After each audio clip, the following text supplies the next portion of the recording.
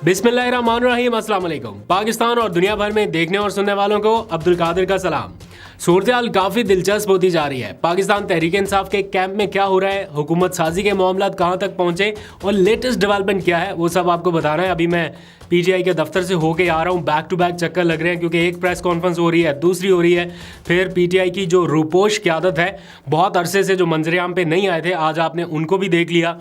उमर अयूब 9 मई के वाक़यात के बाद से आपको सामने इस तरह से बराह रास्त नहीं दिखे। आज उन्होंने भी प्रेस कॉन्फ्रेंस की और एक बार फिर मरकज़ में और सूबों में हुकूमत बनाने का ऐलान किया है।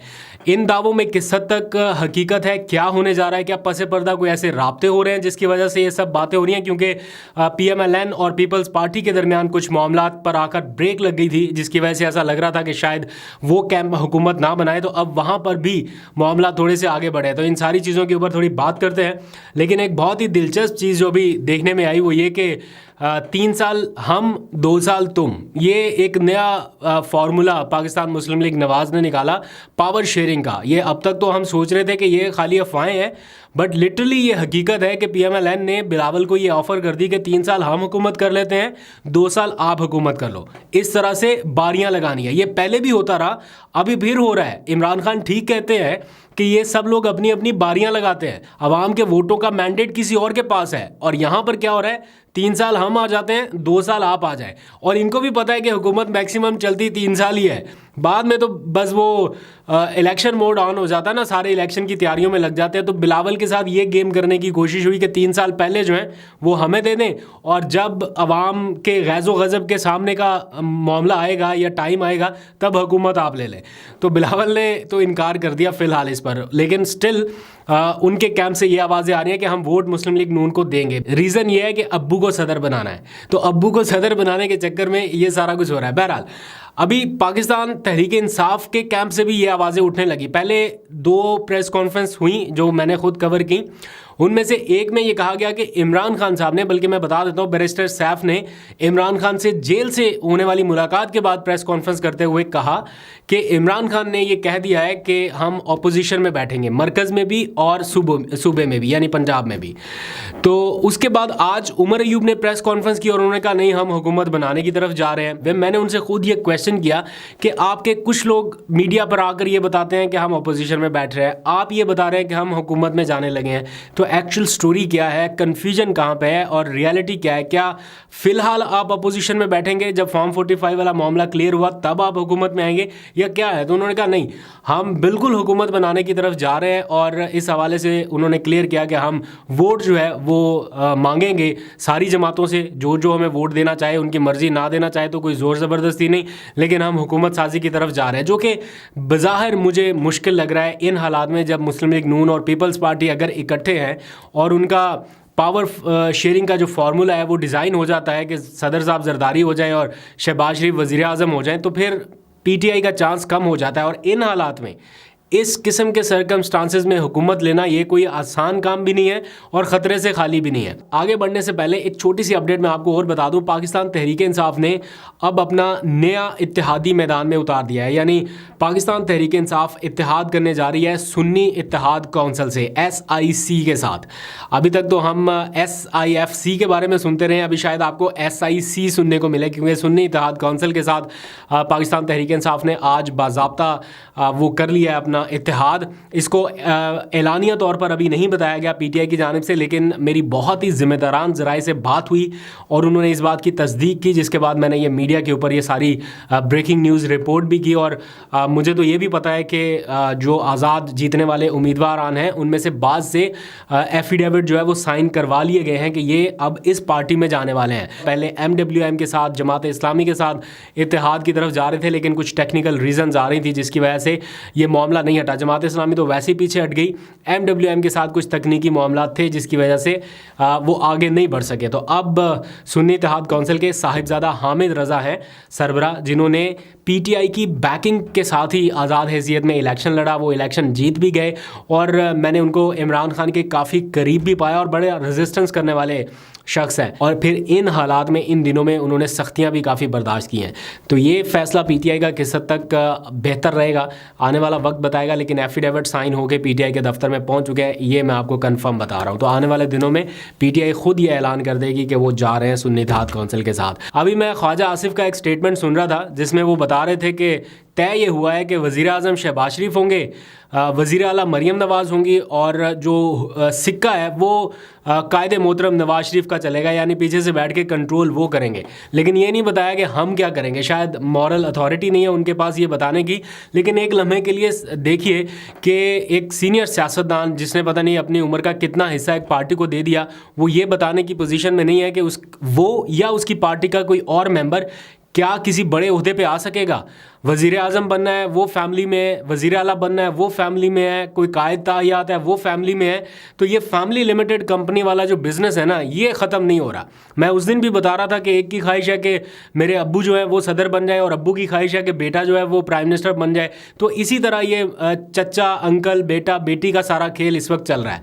खैर, दूसरी तरफ पाकिस्तान तहरीक इंसाफ है, ना अलीमा खान ने पीटीआई के ऊपर आके कोई कब्जे की कोशिश की, ना उनको कोई ताहियात ओहदा ऐसा मिला पार्टी में कि वो पार्टी को रन कर सके, ना कोई और इस किस्म की डेजिग्नेशन बुशरा बीबी के पास गई, ना फैमिली के किसी बंदे के पास गई। इमरान खान अगर नहीं है तो उसके बाद जो कुछ भी है वो पार्टी के दूसरे लोगों के दरमियान तकसीम हो रहा है जिन्होंने इस मुश्किल वक्त में कुर्बानी दी है। अली अमीन गंडापुर के हवाले से अगर आप देखें, एक वक्त था हथकड़ियों में जकड़े हुए उस शख्स को कैसे घुमाया जाता था, सर के बाल तक मूंड दिए गए, क्या कुछ हुआ। और आज भी वो इमरान खान की तस्वीर थामे उसे चूमता हुआ नजर आया। तो बदले में क्या हुआ, रिवॉर्ड मिला ना, पार्टी के साथ एफिलिएशन का या पार्टी के साथ जो वफादारी है उसका सिला मिला। अभी आज उनका जो नोटिफिकेशन है कामयाबी का, खाली आप वो देख ले, ट्विटर बंद है पाकिस्तान में, लेकिन फिर भी दूसरी तीसरी पोस्ट आपको मिलेगी कि अली अमीन गंडापुर की कामयाबी का नोटिफिकेशन जारी हो गया। लोग इतना खुश हैं, इसको सुनामी की तरह पूरे ट्विटर के ऊपर फैलाया हुआ है। आप उसकी ज़ात से वैसे किसी और तरीके से इख्तलाफ कर सकते हैं, बट लोग इसलिए नहीं कर रहे कि ये कोई फैमिली लिमिटेड कंपनी का बंदा नहीं है। इमरान खान की तरफ से उसे नामजद किया गया जिसने मुश्किल वक्त में पार्टी के लिए कुर्बानी दी या पार्टी के साथ खड़ा हुआ। तो इस तरह के बहुत सारे और लोग भी हैं जिन्होंने कुर्बानियां दी हैं, जिन्होंने जेलें काटी हैं। अभी इमरान खान अगर पावर में वापस आए या उनको ये मौका मिला कि वो अपने उन लोगों को रिकग्नाइज़ करें और पब्लिक के सामने रिकग्नाइज़ करें, और जो कि वो करेंगे, क्योंकि जेल में उन्होंने हमेशा के लिए नहीं रहना। मैं हमेशा बार बार आपसे ये कहता हूँ कि ये जो सज़ाएं सुनाई गई हैं 14-14 साल की, ये इसलिए नहीं है कि उन्होंने 14 साल जेल में ही गुजारने हैं। ये महज इसलिए थी ताकि आप लोगों को डिमोरलाइज़ कर दिया जाए वोटिंग से पहले और आप लोगों को लगे कि अब ख़त्म सारा कुछ और आप घरों से बाहर ना निकले। बट आप चूँकि अब घरों से बाहर निकल चुके, तो अब आप देखें ना, मोड बाकी हर जगह पर बदल रहा है ना। अब वो सख्तियाँ थोड़ी सी कम हो रही हैं जो पहले की जाती थी, क्योंकि एक मैसेज तो कन्वे हुआ ना कि आवाम नहीं मान रही, इतना कुछ करके भी नहीं मान रही, तो अभी और करने का क्या फ़ायदा होगा। तो इसलिए ये सारा कुछ रोल बैक होना है कहीं ना कहीं। तो इमरान खान आपको बहुत जल्द बाहर दिखेंगे क्योंकि उनकी अपीलों के ऊपर भी नंबर लगने जा रहा है। एक और बहुत अहम केस, मैं अपीलों के ऊपर नंबर लगने से याद आया, कल काजी फाइज़ ईसा पाकिस्तान की तारीख का एक बहुत अहम मुकदमा सुनने जा रहे हैं, और ये इलेक्शन के हवाले से ही है कि इलेक्शन रिग्ड था नहीं था, धांधली हुई नहीं हुई, ये इलेक्शन कलअदम करार दिया जाए या ना दिया जाए। इन सारे मामलात के ऊपर कल का केस जो है वो बड़ा अहम होगा। अगर तो ये केस इतना फारिग हुआ कि इसको सुनने की ज़रूरत ही नहीं थी, लेकिन स्टिल फिक्स हो गया, 10-15 मिनट की कार्रवाई में इसे उड़ा दिया जाएगा। बट अगर इस केस को सामने रख के कोई बड़ा फैसला करना मकसूद है, तो शायद ये केस कुछ दिनों तक चलाया भी जाए और फिर कोई बड़ा डिसीजन इस केस को सामने रख के दे दिया जाए। पीटीआई किसी सूरत ये नहीं चाहती कि इंतखाबात जो है उसे कलअदम करार दे दिया जाए, जिसके नतीजे में उनकी एक सूबे में बनने वाली या मुमकिन हुकूमत जो है वो ख़तरे में पड़ जाए बनने से पहले ही, और दूसरी तरफ उनके जो इतना हैवी मैंडेट अभी भी उनके पास है, इतनी रिगिंग के बावजूद 90 सीटें 92 सीटें उनके पास हैं, ये उनसे छीन ली जाए। तो वो अभी भी स्ट्रॉन्ग पोजीशन में है। तो इसलिए इंतखाबात कलअदम किसी सूरत नहीं कराना चाहते, लेकिन पीटीआई ये ज़रूर चाहती है कि उनका जो मैंडेट है अकॉर्डिंग टू फॉर्म 45 वो उनको वापस दिया जाए। तो चीफ जस्टिस काजी फाइज़ ईसा के पास ये बड़ा अहम और सुनहरी मौका है कि वो पीटीआई को उनका जो छीना गया मैंडेट है वो वापस दिला लें।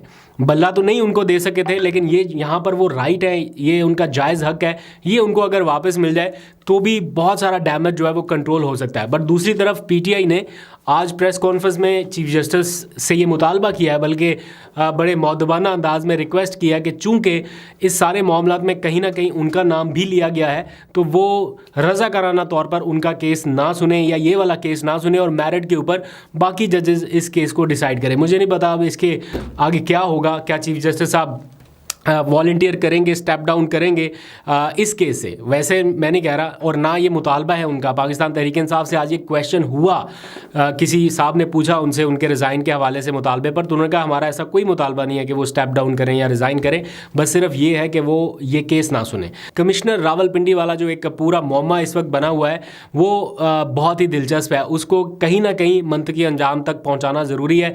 बेशक उसको पागल कह लें, दीवाना कह लें, जो भी कह लें, बट इतना सब कुछ कहने से ये गर्द, ये डस्ट थमेगी नहीं। जो इल्ज़ाम उन्होंने लगा दिया है, जो डैमेज हो चुका, वो इतनी आसानी से कंट्रोल होना नहीं है। बेशक आप सारे कमिश्नर्स को बुला के या सारे आरओज़ को इकट्ठा बिठा के प्रेस कॉन्फ्रेंस करा लें, जैसा कि कल रात हमने देखा कि एक प्रेस कॉन्फ्रेंस हुई और सब ने आके कहा नहीं नहीं कमिश्नर साहब गलत कह के गए हैं, हम मुतालबा करते हैं कि उनकी तहकीकात की जाए, तो वो बड़ा दिलचस्प लग रहा था। और फिर कुछ लोग आके कहते हैं कि कमिश्नर का तो काम ही कोई नहीं है इलेक्शन के हवाले से। तो कमिश्नर साहब जो बयानात जारी कर रहे थे या जो वीडियोज़ उनकी टीवी चैनल्स के ऊपर चल रही थी, वो क्यों चल रही थी? जब वो बता रहे थे कि हमने ये इंतजाम कर लिए हैं, लॉजिस्टिक के ये इंतजाम हो गए, इलेक्शन की शफाफियत के लिए हम ये कर रहे हैं, तो उनका कोई ताल्लुक था तो वो बयानात जारी कर रहे थे। और प्लस अगर कमिश्नर का ताल्लुक नहीं है तो फिर चीफ सेक्रेटरी पंजाब का ताल्लुक कैसे हो सकता है, जिनको इलेक्शन कमीशन के हुकाम भी ख़त लिख लिख कर बता रहे थे कि जनाब देखें ये पंजाब के जो पुलिस है वो मुदाखलत कर रही है या ये हो रही, उनको इलेक्शन कमीशन के अपने ही लोग शिकायत क्यों लगा रहे थे? तो वैसे तो चीफ सेक्रेटरी का भी कोई काम नहीं होता, बराह रास्त तो चीज़ें वो नहीं कर रहे होते, लेकिन बिल वास्ता उनके कुछ ना कुछ चीज़ें कंट्रोल में होती हैं जो वो करा रहे होते हैं। इसीलिए कमिश्नर साहब भी बराह रास्त ना सही, लेकिन किसी ना किसी तरीके से ये सारी चीज़ें मैनेज कर रहे थे। तो इसकी जब तक तहकीकात नहीं होगी तब तक कुछ पता नहीं चलेगा। तो कल का दिन जो अहम है केसेस के हवाले से वो मैं कल आपको अपडेट करूँगा। अभी तक के लिए इतना ही। अपना बहुत सा ख्याल रखिए। अल्लाह हाफिज़।